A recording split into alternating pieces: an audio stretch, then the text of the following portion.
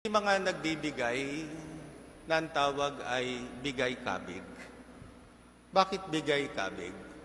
Kasi kaya nagbigay, merong hinahanap na kapalit. Para raw yung mga namimingwit, may pain karoon. At yung pain na andoon, hindi para magbigay ka, kundi para sa ganon, makahuli ka. At yung mga taong bigay-kabig, kaya pala nagbibigay dahil merong kahilingan. Dahil merong gusto. Kaya pala nagbibigayan kapag panahon ng, ano yun? Eleksyon. Merong kapalit. At anong kapalit? Boto. Tanggapin ho natin yan.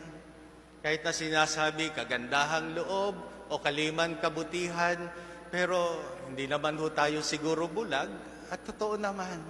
Diba? Ang tawag ho dyan, kapag merong kapalit, suhol. Merong gusto, merong hinihingi, kaya nga ang tawag, bigay-kabig. Ganun kaya tayo sa ating pagbibigay. Yung pangalawa naman ay yung bigay kita. Nagbibigay ka nga para kumita. Parang nag-i-invest ka lang din naman. Kaya lamang yung kita rito ay para makita ka. Ganyan yung sinasabi ni Jesus sa mga eskriba. Kaya gumagawa ng mabuti yan para makilala, para mapansin, para sila ay magkaroon ng magandang reputasyon, papurihan sila ng mga tao.